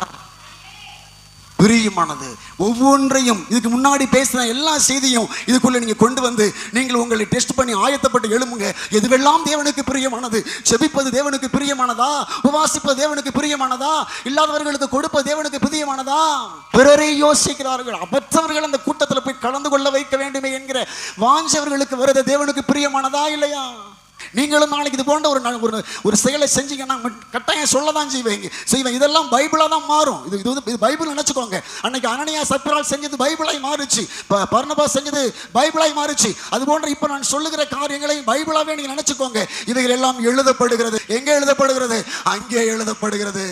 அங்கே ஒரு புஸ்தகம் இருக்கிறது. அங்கே நாம் செய்கிற ஒவ்வொரு காரியங்களும் எழுதப்பட்டு கொண்டே இருக்கிறது என்கிற நம்பிக்கையிலே நீங்களும் நானும் நல்ல செயல்களை செய்ய பழகினால் கர்த்தர் வரும் பொழுது மரணத்தை காணாதபடிக்கு நாம் எடுத்துக்கொள்ளப்படுவோம் என்கிற நம்பிக்கையில நீங்களும் நானும் வாழ்வோம். வாழும் பொழுதே தேவனுக்கு பிரியமானவன் என்ற சாட்சியோடு வாழ வேண்டும். உங்க குடும்பம் தேவனுக்கு பிரியமான கனிகளை கொடுக்கிற குடும்பமா இருக்கணும். உங்க வாயின் வார்த்தை தேவனுக்கு பிரியமானதாக இருக்கணும். உங்கள் செயல்கள் தேவனுக்கு பிரியமானதாக இருக்கணும். அடுத்து தேவனுக்கு பிரியமா நாம் இருக்கிறோம் என்பதற்கான அடையாளங்கள் நிறைய பாயிண்ட்ஸ்கள் இருக்கிறது. ஒரு ரெண்டு விஷயத்தை நான் சொல்லிட்டு மட்டும் வசனத்தை மட்டும் சொல்லிட்டு நான் முடிக்கிறேன். குழந்தைகளுக்கு நான் சொல்றேன், நீங்க ஆண்டவருக்கு பிரியமா இருக்கிறதுக்கு உங்களுக்கு ஒரு வசனம். இன்னைக்கு இந்த சின்ன பிள்ளைகள்லாம் இந்த வசனம் மனப்பாடம் பண்ணி போடுங்க, குறிச்சுக்கோ. கொலைசேயர் 3-ம் அதிகாரம் 20வது வசனம். என்ன வசனம்? பிள்ளைகளே, உங்கள் பெற்றோருக்கு எல்லா காரியத்திலையும் கீழ்ப்படியுங்கள். இது கர்த்தருக்கு பிரியமானது. உங்க பிள்ளைங்க எல்லாம் கர்த்தருக்கு பிரியமானது. பெற்றோருக்கு கீழ்ப்படிவது கர்த்தருக்கு பிரியமானது. அப்பா சொல்றது அம்மா சொல்றதை தட்டாம கேட்கணும். உங்க ஆயுசு நாட்கள் நீடித்திருப்பதற்கு என்ன செய்யணும்? தாயும் தகப்பனையும் கனம் பண்ணணும். பிள்ளைங்க இந்த மாதிரியான வசனங்களை அழுத்தமாக சொல்லி கொடுத்து அது மனப்பாடம் பண்ணி ஏற்றிக்கிட்டே இருக்கணும். அது கர்த்தருக்கு பிரியமானது. சின்ன பிள்ளையிலேருந்தே நீங்கள் வளர்ந்து வரும்பொழுதே சொல்லணும், இந்த பிள்ளையா இந்த மகளை நான் பார்க்குறேங்க, அவங்க அப்பா அவங்க அம்மா என்ன சொன்னாலும் தட்டாமல் கேட்பா, அவங்க அப்பா அம்மா அவங்க தாத்தா பாட்டி என்ன சொன்னாலும் இவன் தட்டாமல் கேட்பான் அப்படின்னா நீங்கள் உங்கள் பிள்ளைங்க சின்ன வயசுலேயே இருந்து தேவனுக்கு பிரியமான பிள்ளைகளாக நீங்கள் வளர்ந்து வர்றீங்கன்னு அர்த்தம். தேவனுக்கு பிரியமானதை நம்ம செஞ்சு பிரியமாக வாழ்ந்தோம்னா நமக்கு கிடைக்கிற ஒரு பெரிய பிளஸ்ஸிங்கில் ஒன்று யோவான் 8:29 எழுதப்பட்டிருக்கிறது. பாஸ்டர், நான் தேவனுக்கு பிரியமாக நான் வாழ்ந்தேன்னா எனக்கு என்ன பாஸ்டர் கிடைக்கும் அப்படின்னு ஒரு வேளை நீங்கள் கேட்டிங்க அப்படின்னா, நானுமே ஒரு வேளை கர்த்தர்கிட்ட கேட்குறேன் அப்படின்னா எனக்கு கிடைக்கிற ஒரு விடை இந்த வசனத்துக்குள்ளே எழுதியிருக்கு. யோவான் 8:29, என்னை அனுப்பினவர் என்னுடனே கூட இருக்கிறார், பிதாவுக்கு பிரியமானவைகளை நான் எப்பொழுதும் செய்கிறபடியால் அவர் என்னை தனியே இருக்க விடவில்லை. இந்த வார்த்தைக்கு அவர் ஸ்தோத்திரம் சொல்லுங்க. அப்ப நான் பிதாவுக்கு பிரியமானவைகளையே செய்கிற எனக்கு கிடைக்கிற ஒரு எல்லா பிளஸ்ஸிங்கை விட பெஸ்ட் என்னன்னா, ஜீசஸே சொன்னது, நான் எப்பொழுதும் பிதாவுக்கு பிரியமானவைகளை செய்கிறபடியால் அவர் என்னை தனியே, அல்லேலூயா, எப்பவும் அவர் நம்ம கூட இருப்பார். இது எனக்கு பெரிய பிளஸ்ஸிங்காக தெரியுதுங்க. எல்லா பிளஸ்ஸிங்கை விட பெரிய பிளஸ்ஸிங்காக தெரியுது. எப்பவும் தேவன் என்னோடு கூட இருப்பார். எப்பவும் கர்த்தர் என்னோடு கூட இருப்பார். கர்த்தர் உங்களோடு கூட இருந்தால் அதை விட பெரிய ஒரு ஆசீர்வாதம் வேறு எதுவுமே தேவையில்லைன்னு நான் நினைக்கிறேங்க. போன வாரத்துக்கு முந்தின வாரத்துக்கு பேசினேன், கர்த்தருடைய கரம் எஸ்ராவோடு இருந்தது, ராஜா கேட்டதை எல்லாம் கொடுத்தார். அல்லேலூயா. கர்த்தர் எப்பொழுதும் நம்மளோடு கூட இருந்தா நாம் கேட்கிறதை அவர் நமக்கு தருவார். அல்லேலூயா சொல்லுவோமா. தேவனுடைய சித்தத்தின்படி நாம் எதையாகிலும் கேட்டால் அவர் நமக்கு செவி கொடுப்பார். யாக்கோபு 4:3, நீங்கள் விண்ணப்பம் பண்ணியும் உங்கள் இச்சைகளை நிறைவேற்றும்படி செலவழிக்க வேண்டும் என்று தகாத விதமாய் விண்ணப்பம் பண்ணுகிறபடியால் பெற்றுக்கொள்ளாமல். விண்ணப்பம் பண்ணுகிறவங்க நம்ம இச்சையை நிறைவேற்றும்படி விண்ணப்பம் பண்ணணும்னா நம்முடைய விண்ணப்பத்திற்கு பதில் வராது. தேவ சித்தத்தின்படி எனக்கு நடக்கட்டும் என்று சொல்லி விண்ணப்பம் பண்ணணும் அப்படின்னு கேட்டிங்கன்னா, நாம் பிதாவுக்கு பிரியமானவைகளை செய்து நாம் அவரிடத்தில் விண்ணப்பம் பண்ணினோம் என்று சொன்னால் அவர் எப்பொழுதும் நம்மளோடு இருக்கிறபடியினாலே நாம் கேட்டுக்கொள்ளுகிற காரியம் அவருடைய சித்தத்தின்படி நமக்கு வந்து கிடைக்கும். எத்தனை பேர் ஒரு ஆமேன் சொல்ல விரும்புகிறீர்கள்? அது இந்த பூமிக்குரிய காரியமாக இருந்தாலும், உங்கள் பொருளாதார காரியமாக இருந்தாலும், உங்களுடைய தொழில் காரியமாக இருந்தாலும், இந்த வாழ்க்கைக்கு தேவையான காரியங்கள் நீங்கள் இந்த பூமியிலே உயிரோடு இருக்கிற நாட்கள், கர்த்தர் தீர்மானிக்கிற நாட்கள் வரைக்கும் உங்களுக்கு தேவையானதை கர்த்தர் உங்களுக்கு சரியாய் தருவார். ஆமென். அல்லேலூயா. கர்த்தர் கொடுக்கிறதிலே நீங்கள் சந்தோஷமாக இருக்கணும். கர்த்தர் உங்களுக்கு தருகிறதை நீங்கள் சந்தோஷமாய் பெற்றுக்கொண்டு வாழ நீங்கள் பழகணும். கர்த்தருடைய வேதம் அப்படித்தான் சொல்லுகிறது, நான் அவருக்கு பிரியமானவைகளை செய்கிறபடியால் அவர் என்னை தனியே இருக்க விடுகிறது இல்லை. கர்த்தர் எங்கூடவே இருப்பார். கர்த்தர் எங்கூடவே இருந்தால் நான் எதிலையும் ஒரு ஜெயத்தை பார்ப்பேன். கர்த்தர் என்னோடு கூட இருந்தால் எனக்கு வரக்கூடிய எதிரியை நான் எளிதாய் வென்றெடுப்பேன். கர்த்தர் என்னோடு கூட இருந்தால் என்னுடைய தோல்விகள் வெற்றியாக மாறும். கர்த்தர் என்னோடு கூட இருந்தால் எனக்கு எதிரிட்டு வரக்கூடிய பிள்ளை சூனியங்கள், செய்வினைகள், போராட்டங்கள் எல்லாவற்றையும் எளிதாய் நான் வென்றெடுப்பேன். எத்தனை பேர் ஆமேன் சொல்ல விரும்புகிறீர்கள்? கர்த்தர் என்னோடு இருக்கிறது எனக்கு எத்தனை ஆசீர்வாதம். கர்த்தருக்கு பிரியமானதை செய்வோம். கர்த்தரை நாம் தக்க வைத்துக் கொள்வோம். யாவரும் எழும்பி நிற்போம். நேரமாயிருச்சு. கர்த்தரை நோக்கி இன்னைக்கும் தேவன் நம்மளோடு பேசின இந்த ஜீவனுள்ள வசனங்களை, ஏசப்பா நாங்கள் கேட்ட வசனத்தின்படி எங்களுடைய வாழ்க்கையை மாற்ற ஆவியானவர்கிட்ட ஒப்பு கொடுத்து ஜெபிக்கிறது ரொம்ப முக்கியமான ஒரு காரியம். ஹல்லேலூயா, ஹல்லேலூயா. மாம்சத்திற்கு ஆமென் உட்படாமல் தேவனுக்கு பிரியமாய் இருக்க ஆண்டவர் ஸ்தோத்திரம். சபைக்கு இன்னைக்கு ஆலோசனை கொடுத்திருக்கிறார். உங்களுக்கும் எனக்கும் கர்த்தர் என்னை கொடுத்த ஆலோசனை தான். மாம்சத்திற்கு உட்படாதே, தேவனுக்கு பிரியமானவனாய் இரு. அல்லேலூயா, அல்லேலூயா. மாம்சத்திற்கு உட்பட்டவர்கள் தேவனுக்கு பிரியமாய் இருக்க மாட்டார்கள். ஆனால் ஸ்தோத்திரம், மாம்சம் ஆவிக்கு விரோதமாகவும் ஆவி மாம்சத்துக்கு விரோதமாகவும் ஒன்று கொண்டு ஆமென் எதிராய் போராடி போராடி கொண்டுதான் இருக்கும். மாமிசத்திற்கு உட்பட்டவர்கள் மனநோவாய் இருப்பார்கள். மாமிசத்திற்கு உட்பட்டவர்கள் மனக்கலக்கமாய் இருப்பார்கள். மாமிசத்திற்கு உட்பட்டவர்கள் பாவத்தை தொடர்ந்து செய்து கொண்டிருப்பார்கள். மாமிசத்திற்கு உட்பட்டவர்கள் மறைமுக பாவத்திலே இருப்பார்கள். மாமிசத்துக்கு உட்பட்டவர்கள் வெளிப்புற பாவத்திலே இருப்பார்கள். மாமிசத்துக்கு உட்பட்டவர்கள் சண்டைக்காரராய் இருப்பார்கள். மாமிசத்திற்கு உட்பட்டவர்கள் கோபக்காரராய் இருப்பார்கள். மாமிசத்துக்கு உட்பட்டவர்கள் பொறாமை உள்ளவர்களாய் இருப்பார்கள். மாமிசத்துக்கு உட்பட்டவர்கள் வெறுப்புள்ளவர்களாய் இருப்பார்கள். அன்பான தேவனுடைய பிள்ளைகளே, கர்த்தர் இன்னைக்கு நம்ம கூட பேசின இந்த செய்தியினுடைய கருப்பொருளை விளங்கிக் கொள்ளுவோம். நான் மாமிசத்திற்கு உட்பட மாட்டேன், தேவனுக்கு பிரியமாயிருப்பேன். கர்த்தருடைய ஆவியானவர் இன்று எனக்கு அருளிய இந்த சத்திய வார்த்தைகள் இன்னைக்கு என்னுடைய இருதயங்களுக்குள்ளாய் செவியின் வழியாய் இறங்கி இருக்கிறது. நான் உலகத்தை ஜெயித்த ஒரு மனுஷனாய் வாழ்வேன். ஏனோக்கை போல அவன் வாழும் பொழுதே தேவனுக்கு பிரியமானவன் என்று எடுத்துக்கொள்ளப்படுவதற்கு முன்னமே அவன் சாட்சி பெற்று வாழ்ந்தது போல நானும் என் பிள்ளையும், நானும் என் குடும்பமும், நானும் என் கணவரும் எத்தனை பேர் ஒப்பு கொடுக்கிறீர்கள்? ஒப்பு கொடுத்து ஜோமனுங்க. ஆண்டவர் இன்னைக்கு நமக்கு அந்த கிருபையை உணர்வை தருவாராக. சத்தியத்தை விட்டு நாங்கள் வழிவிலக மாட்டோம். விசுவாசத்தோடு ஒவ்வொரு நாளும் வாழ்வோம். எங்களுடைய மரணத்திற்கு முன்பு கர்த்தருடைய வருகை இருக்க நாங்கள் வாஞ்சிக்கிறோம். சேர்ந்து சொல்லுவோமா? இயேசுவே, எங்களுடைய மரணத்திற்கு முன்பு உம்முடைய வருகை இருக்க நாங்கள் வாஞ்சிக்கிறோம். எங்களோட சேர்ந்து நீங்களே சொல்லுங்க. இயேசுப்பா, எங்களுடைய மரணத்திற்கு முன்பு உம்முடைய வருகை இருக்க நாங்கள் வாஞ்சிக்கிறோம். அப்படி ஆண்டவரே, அந்த விசுவாசத்தோடு ஹல்லேலூயா வாழ நாங்கள் எங்களை ஒப்பு கொடுக்கிறோம். ஆண்டவரே, கர்த்தர் எங்களுக்கு இன்னைக்கு நீங்க சொன்னீங்க, நீ எனக்கு பிரியமானதை செய்கிறபடினாலே எப்பவும் நான் உன் கூட இருப்பேன், உன்னை விட்டு விலக மாட்டேன். பிதாவாகிய தேவன் இயேசுவோடு கூடவே இருந்தது போல நம்மோடு பிதாவாகிய தேவனும் நம்மோடு இருப்பான். இயேசுவாகிய கர்த்தர் நம்மளோடு கூட இருப்பான். ஆவியானவராகிய கர்த்தரும் நம்மளோடு கூட இருப்பார்கள். எத்தனை பேர் விசுவாசத்தோடு ஆமே நன்றி சொல்ல விரும்புகிறீர்கள்? கண்களை மூடி சின்ன பிள்ளைங்க எல்லாரும் சொல்லுங்க, ஆண்டவரே, நான் தேவ பிள்ளையாய் வாழ்வேன், தேவனுக்கு பிரியமானதை மட்டும்தான் செய்வேன்.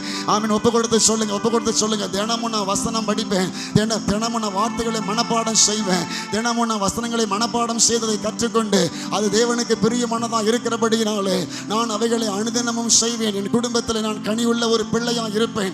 வாலிப பிள்ளைகள் ஒப்பு கொடுத்து சொல்லுங்க, என்னுடைய வாலிப நாட்களை, வாலிப பருவத்தை ஆண்டவரே மாம்சத்திற்கு நான் உட்பட விடமாட்டேன். என்னுடைய வாலிப பருவத்தை தேவ பிள்ளையா, தேவனுக்கு பிரியமான வாலிப மகள் என்கிற ஒரு நற்சாட்சியை நான் என்னுடைய வாலிப பருவத்திலே காத்துக்கொள்ளுவேன். வாலிப தம்பிமார்கள் சொல்லுங்க, என்னுடைய இந்த வாலிப நாட்களை நான் தேவனுக்கு பிரியமானவன் என்கிற ஒரு பெயரோடு கூட என்னுடைய வாலிப பருவத்தை நான் ஓடி முடிப்பேன். நான் சொல்ல என்னுடைய சேர்ந்து நீங்களும் சொல்லி வாங்க, ஒப்பு கொடுங்க. ஆண்டவரே, எனக்குள்ள அந்த மாற்றம், எனக்குள்ள அந்த ஒரு மகிமையை கர்த்தரை இன்று விதைக்கிறதற்காக நன்றி. இந்த சத்தியத்தை கேட்டு அப்படியே போகாமல் ஆமீன் சத்தியத்துக்கு ஒப்பு கொடுக்கிற உங்களுக்குள்ள கர்த்தருடைய ஆவியை ஆமீன் இப்பொழுது உங்களை மாற்றத்தக்கதாக இறங்கட்டும். தேவன் உங்களை சத்தியத்துக்குள்ள உட்படுத்துவாராக, வார்த்தைக்குள்ள உட்படுத்துவாராக. தேவனுக்கு பிரியமான பிள்ளையாய் வாழ உங்களை உட்படுத்துவாராக. பகைமை, கசப்பு, வெறுப்பு குடும்ப பின்னணியில் உள்ளவர்களுக்குள்ள கர்த்தர் ஆமீன் இன்னைக்கு அவங்க கூட இடைப்பட்டால் பேசினா நான் பேசுறதா நினைக்காம, பேதுரு பேசுறதா நினைக்காம, பேதுருடைய சத்தம் அல்ல, பேதுரு வாயில இருந்து வந்தது கர்த்தருடைய சத்தம் என்று நினைக்கிற தேவனுடைய பிள்ளையே, நீ நிச்சயமாய் பாக்கியவானாய் பாக்கியவதியாய் மாறுவாய். உன்னுடைய எதிர்காலங்கள் கட்டாயமாய் ஆசீர்வதிக்கப்படும். ஆமென். நீ தீர்க்காயசையும் சமாதானத்தையும் காண்பாய். உனக்கு நன்மையும் கிருபையும் உன்னை தொடரும். கரங்களை தட்டி கர்த்தரை மகிமைப்படுத்து. ஆவியிலே நிரம்பி கர்த்தரை உயர்த்துங்கள். கர்த்தரே ஆவியானவர். கர்த்தருடைய ஆவி இப்பொழுது வார்த்தையாய் எங்கள் நடுவிலே வெளிப்பட்டிருக்கிறது. எங்கள் குடும்பத்தில் இருந்த சூழ்நிலைகளை மாற்ற கர்த்தர் இன்று எங்களுக்குள்ளே வல்லமையாய் வந்ததற்காய் நன்றி. இன்னைக்கு கர்த்தர் எங்களோட பேசின ஜீவனுள்ள வார்த்தைக்காய் நன்றி. தேவனே, எப்பொழுதும் எங்களோடு கூட இருக்கிறீ. அந்த நம்பிக்கையில இன்னைக்கு நாங்கள் போறோம். ஆண்டவரே, இன்னைக்கு பெற்றுக்கொண்ட இந்த சத்தியம், இன்னைக்கு பெற்றுக்கொண்ட இந்த அபிஷேகம், இன்னைக்கு பெற்றுக்கொண்ட இந்த கிருபையோடு நாங்கள் போய் எங்க வீட்டில் கால் வைக்கும் பொழுது எங்க வீட்டுக்குள்ள ஒரு அற்புதம் நடப்பதாக. கரங்களை தட்டி கர்த்தரை மகிமைப்படுத்துங்கள். ஆவியிலே நிறைந்து கர்த்தரை உயர்த்துங்கள். இந்த நம்பிக்கையோடு நாங்கள் போய் வேலையை துவங்கும் பொழுது எங்கள் வேலை ஸ்தலத்தில் ஆண்டவர் ஒரு அற்புதம் நடப்பதாக. ஒப்பு கொடுங்க. ஆண்டவர், நீர் என்னோடு இருக்கிறதற்காக ஸ்தோத்திரம். நீர் என்னை விட்டு விலக மாட்டேன் என்று சொன்னதற்காக ஸ்தோத்திரம். ஆண்டவரே, எங்கள் வாழ்க்கையை, எங்கள் குடும்ப வாழ்க்கையை கர்த்தர் கட்டுவிப்பீர். கர்த்தர் கட்டுவிப்பி. ஏன்னா நான் தேவனுக்கு பிரியமாய் வாழ என்னை ஒப்பு கொடுக்கிறேன், என்னை தீர்மானிக்கிறேன். அனனியா சப்ராளை போல பாவத்துக்கு உடன்பட மாட்டோம், மாமிசத்திற்கு உட்பட்டு போக மாட்டோம். இல்லை இல்லை இல்லை, நாங்கள் அதற்கு உடன்பட மாட்டோம். கணவன் மனைவியுமாய் சேர்ந்து பாவத்துக்கு உடன்பட மாட்டோம். நீங்க சொல்லுங்க, நான் சத்தியத்திற்காக நிற்பேன். என் கணவர் சத்தியத்தின்படி வாழாட்டா நான் அவருக்கு நல்ல ஆலோசனைகளை சொல்லுவேன். இல்லை, இதுதான் சத்தியம் என்று சொல்லிக் கொடுப்பேன் அன்போடு கூட. தேங்க்யூ. மனைவி தடுமாறுனா அவர்களுக்கு நான் சொல்வேன், அனனியா சப்ரால யாரோ ஒருவர் தேவனுக்கு பிரியமா யோசித்து ஆலோசனை சொல்லி இருந்தா 2 பேரும் அன்று இறந்திருக்க மாட்டார்கள், 2 பேரும் அன்று மரித்திருக்க மாட்டார்கள். அவருடைய ஆயுசு நாட்கள் பின் நாட்களிலே கர்த்தருடைய ஊழியத்தை ஆதி திருச்சபையிலே அப்போஸ்தலனாகிய பவுலோடு சேர்ந்து பர்னபா செய்தது போல இவர்களும் செய்திருக்க ஒரு வாய்ப்பு கிடைத்திருக்கும். ஆயுசு நாட்களை குறைத்துக் கொண்டார்கள். நீங்க தீர்மானம் விடுங்க, ஆண்டவரே உம்முடைய சித்தத்தின்படி என்னுடைய ஆயுசு நாட்கள் கூட்டி கொடுக்கப்பட்டால் ஒன்று ஒன்று ஒன்று உமக்காக வாழ்வேன், உம்முடைய ஊழியத்திற்காக வாழ்வேன், உம்முடைய சித்தத்திற்காக வாழ்வேன். சபைக்கு முன்னுரிமை கொடுப்பேன், ஐக்கியத்திற்கு முன்னுரிமை கொடுப்பேன், வார்த்தைக்கு முன்னுரிமை கொடுப்பேன். Thank you daddy. ஆண்டவரே, இன்னைக்கு நாங்கள் ஒப்பு கொடுத்து ஜெபம் இருக்கிறோம். எங்கள் வாயிலிருந்து வந்த வார்த்தை ஏதோ வெறுமனே இங்கே ஒரு இதுக்காக சொல்லலை, ஒரு பேச்சுக்காக சொல்லலை, சொல்லணுமேங்கிறதுக்காக சொல்லலை. அது உள்ளத்தின் ஆழத்திலிருந்து மனப்பூர்வமாய் நாங்கள் சொன்ன வார்த்தை. ஆண்டவரே, இந்த வார்த்தையை சொன்ன எங்கள் ஒவ்வொருவருக்கும், இந்த வார்த்தையை சொன்ன நம்முடைய பிள்ளைகள் ஒவ்வொருவருக்கும் ஆண்டவருடைய பூரண கிருபை இந்த நாளிலே அவர்களுக்கு உண்டாயிருப்பதாக. ஒருவேளை கிருபையை இழந்தவர்களாக இருந்து அதன் மூலமாய் சில பாதிப்புகள், உடல் உபாதைகளை பெற்றுக் கொண்டிருந்திருக்கலாம்.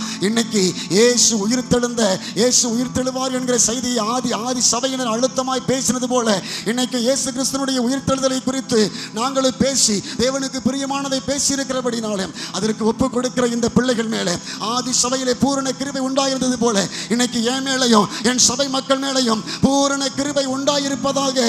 அதனுடைய பலன் அவர்களுக்கு நன்மையாய், விடுதலையாய், சுகமாய், வேலனாய், ஆரோக்கியமாய், அதிசயமாய், அற்புதமாய், ஆசீர்வாதமாய் மாறட்டும் என்று ஒப்பு கொடுத்து நான் சபையை வாழ்த்து ஜெபிக்கிறேன், தாழ்த்துகிறேன். இயேசுவின் நாமத்தில் ஜெபிக்கிறேன். ஜெபங்களும் எங்கள் நல்ல பிதாவே, ஆமென். சந்தோஷத்தோடு எல்லாரும் சேர்ந்து சொல்லுவோம், என் ஆத்துமாவே என் முழு உள்ளமே பரிசுத்த நாமத்தை ஸ்தோத்திரி, என் ஆத்துமாவே கர்த்தரை ஸ்தோத்திரி, கர்த்தர் செய்த சகல காரியங்களையும் மறவாதே. ஆமென்.